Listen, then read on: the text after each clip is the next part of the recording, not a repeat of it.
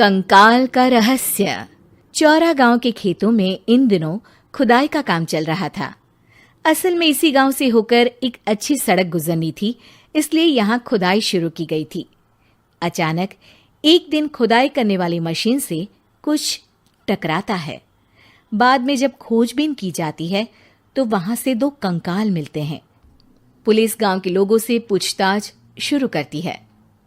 आप लोगों को क्या लगता है ये किसके कंकाल हो सकते हैं?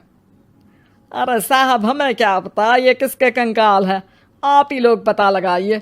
हम लोग तो बहुत ज़्यादा डरे हुए हैं। हाँ, हमारी फॉरेंसिक टीम अभी आ रही है। ये बताओ कि इस गांव के रहने वाला कोई जोड़ा गायब तो नहीं ना? क्योंकि शुरुआती जांच में तो ये बात सामने आ रही है कि एक कंकाल किसी पुरुष का है तो एक किसी महिला का। साहब, हमें तो बहुत डर लग रहा है। ऐसे कंकाल मिलने का मतलब गांव के आसपास ही किसी की हत्या हुई है या फिर किसी को जलाकर मार डाला गया है। हाँ साहब, हम अपने परिवार को लेकर बहुत ही ज्यादा परेशान हैं। देखिए, आप लोगों की परेशानी हम समझ सकते हैं, लेकिन आप लोगों को पुलिस का सहयोग करना होगा, क्योंकि आपके सहयोग के बगैर हम ये पता नहीं लगा सकते हैं कि आखिर ये किसके कंकाल है और इनकी हत्या किसने की। ठीक है साहब, गांव के लोग आपका पूरा सहयोग करेंगे। हाँ साहब, पूरा सहयोग करेंगे। तो फिर ठीक है, हम अपनी जांच शुरू कर देते हैं। कुछ दिन बाद जांच रिपोर्ट आ जाती है। पता चलता है कि ये कंकाल करीब 20 साल पुराने हैं, यानी 20 साल पहले किसी जोड़े की हत्या कर शव को यहाँ पर दबा दिया गया था। इंस्पेक्टर राघव, ये बताओ कि 20 साल पहले की मर्डर मिस्ट्री क्या अब सुलझ सकती है? हाँ सर, क्यों नहीं। लेकिन अब सबूत और गवाह काफी मिट गए होंगे। मुश्किल तो होगी, लेकिन शायद किसी परिवार को इंसाफ मिल सके। इंस्पेक्टर राघव, आप बिल्कुल सही कह रहे हैं। किसी परिवार को तो इंसाफ मिलेगा ही, और किसी को उसके किए की सजा भी मिलेगी। जी सर, मैंने तो जांच शुरू भी कर दी है। 20 साल पहले इस गांव के 2 जोड़े अचानक कहीं गायब हो गए थे। मैंने दोनों ही परिवारों के बाकी के सदस्यों से बातचीत शुरू की तो उन्होंने बताया कि उनके बच्चे शहर गए थे, लेकिन आज तक वापस नहीं लौटे हैं। लेकिन ये दोनों शव किस परिवार के सदस्यों के हैं, ये कैसे पता चल सकेगा? सर, मैंने डीएनए टेस्ट करवा लिया है। आज शाम तक इसकी रिपोर्ट भी आ जाएगी। अच्छा, ठीक है। उसी शाम को सर, डीएनए रिपोर्ट के मुताबिक ये दोनों ही लाशें चौरा गांव के रहने वाले प्रधान सुल्तान सिंह के बेटे और बहू की है। लेकिन इनकी हत्याएं किसने की है, ये कैसे पता लगेगा?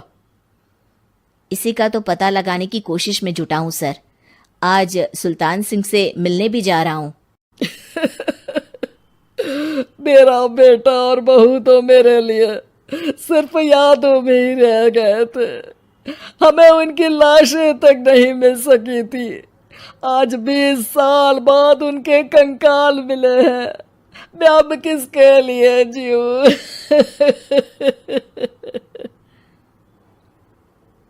लेकिन सर, क्या आपकी किसी से कोई दुश्मनी थी?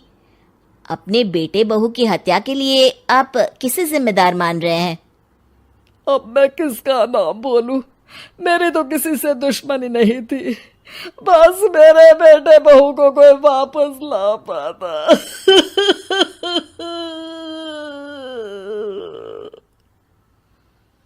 इसके बाद सुल्तान सिंह फूट फूट कर रोना शुरू कर देते हैं। सर, अब आप इनका अंतिम संस्कार करवा सकते हैं। कम से कम इनका शरीर ना सही, इनका कंकाल तो आपको मिला है। लेकिन हाँ, अगर आपको कुछ भी याद आए तो जरूर बताइएगा। मेरी तो बेटा अब उम्र हो गई है, लेकिन मेरे बेटे और बहू के हत्यारों का जरूर पता लगाइएगा, क्योंकि जब तक हत्यारे पकड़े नहीं जाएंगे मेरा मन नहीं मानेगा। सर, हमारी पूरी कोशिश रहेगी हत्यारे को पकड़ने की। लेकिन एक बात बताइए, उस वक्त आपको किस पर शक गया था? उस वक्त मेरे एक ड्राइवर को पकड़ा गया था, लेकिन सबूतों के अभाव में उसे छोड़ दिया गया था। अच्छा, और ड्राइवर पर कैसे शक हुआ था? क्योंकि उस दिन ड्राइवर छुट्टी पर था। उस समय लेकिन लाश क्यों नहीं मिल सकी थी? उस वक्त पुलिस ने बहुत कोशिश की थी, लेकिन दोनों की डेड बॉडी नहीं मिल सकी थी। ठीक है, हमारी तफ्तीश चल रही है, मैं फिर आऊंगा। इसके बाद इंस्पेक्टर वहां से चला जाता है और सुल्तान सिंह अपने बेटे और बहू की याद में खो जाते हैं। कुछ दिन बाद सुल्तान सर, एक बात बताइए, जब आपके बेटे बहू की हत्या हुई थी, उसी के आसपास आपके ही गांव का रहने वाला एक और जोड़ा उसी वक्त गायब हो गया था ना? हाँ सर, अलका और अभिषेक, वो भी मेरे बच्चों जैसे ही थे।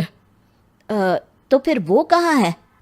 उनका भी आज तक पता नहीं चल सका, लेकिन बताते हैं कि कुछ साल पहले अभिषेक को गांव के ही किसी आदमी ने मुंबई में देखा था, लेकिन फिर वो गायब हो गया। यानी अभिषेक और अलका की हत्या नहीं हुई थी, बल्कि उन्होंने किसी वजह से खुद ही गांव छोड़ दिया था। हाँ, हो सकता है, क्योंकि अभिषेक मेरे बेटे संतोष का अच्छा दोस्त था और उसका मेरे घर भी आना जाना लगा रहता था। हो सकता है कि उसने मेरे बेटे और बहू के बारे में सुन लिया हो और ये गांव छोड़ दिया हो सकता है। उनके परिवार का कोई अब नहीं रहता क्या इस गांव में? अब तो कोई नहीं रहता। एक चाचा थे, लेकिन उन्होंने भी अपना पुश्तैनी मकान बेच दिया है। वो भी अब कहीं शहर में ही बस गए हैं। ओह, अभिषेक और अलका के बारे में भी पता लगाना होगा। हो सकता है कि वही इस हत्या के बारे में कुछ बता सके। हो तो सकता है, लेकिन वो बेचारे तो खुद ही वक्त के मारे थे, वो क्या बताएंगे। फिर भी सर, जब केस दोबारा खुला है तो जांच तो करनी ही पड़ेगी, और इस बार तो लाशें भी बरामद हुई है। कुछ दिन तक लगातार तफ्तीश चलती रही। एक दिन थाने से सुल्तान सिंह को फोन आता है। हाँ, कौन बोल रहा है? सर, मैं कांस्टेबल तुलाराम बोल रहा हूँ थाने से। आपको थाने आना पड़ेगा। थाने?